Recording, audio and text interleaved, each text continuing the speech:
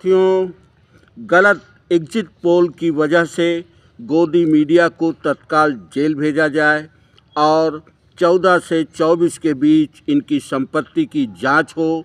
साथियों, exit poll की वजह से शेयर मार्केट का लाखों करोड़ डूब गया।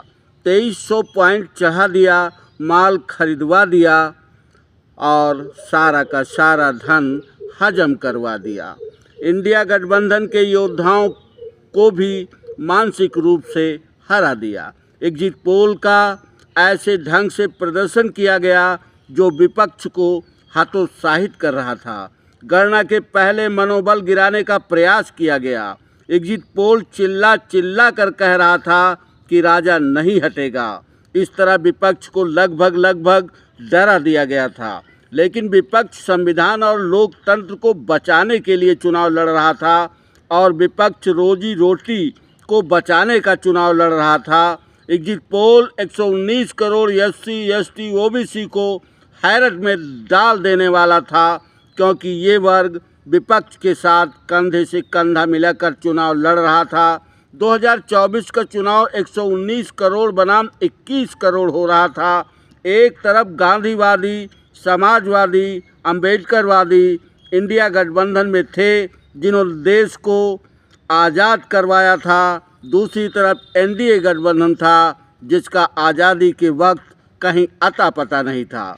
इस तरह 2024 की गणना में भाजपा के खाते में 240 सीटें आई, जिसमें 20 सीटें गोदी मीडिया की वजह से, 60 सीट ED, CBI, IT की वजह से, 40 सीट चुनाव आयोग और EVM की वजह से, भाजपा की वजह से मात्र 120 सीटें मानी जाएं तो ठीक रहेगा।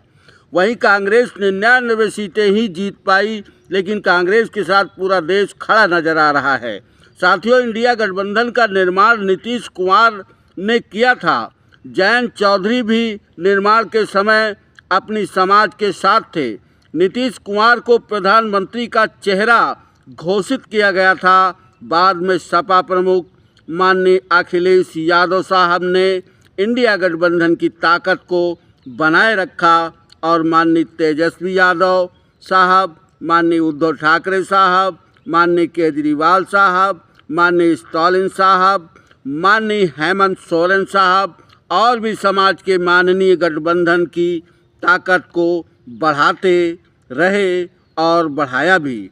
उपरोक्त आप सब लोग मिल बैठकर इंडिया गठबंधन की सरकार बना लें ताकि 119 करोड़ बुद्ध के वंशज अपने ही देश में चैन की सांस ले सकें। नहीं तो समाज का मानना है कि समाज की रोजी रोटी हर ली जाएगी और समाज कराह उठेगा। 2024 का चुनाव भाजपा सरकार अनीतिपूर्वक लड़ रही थी, नहीं तो भाजपा का सूखड़ा साफ हो जाता। फिलहाल बहुमत किसी को भी नहीं मिला। देखते हैं कि सरकार किसकी बनेगी। इस तरह का एग्जिट पोल फिर कभी ना दिखाने का कानून बने, ताकि गद्दार गोदी मीडिया जो संविधान और लोकतंत्र की दुश्मन है, भविष्य में फिर कभी इस तरह की मक्कारी और हरामखोरी न करे। जय भीम, जय भारत, जय समाजवाद।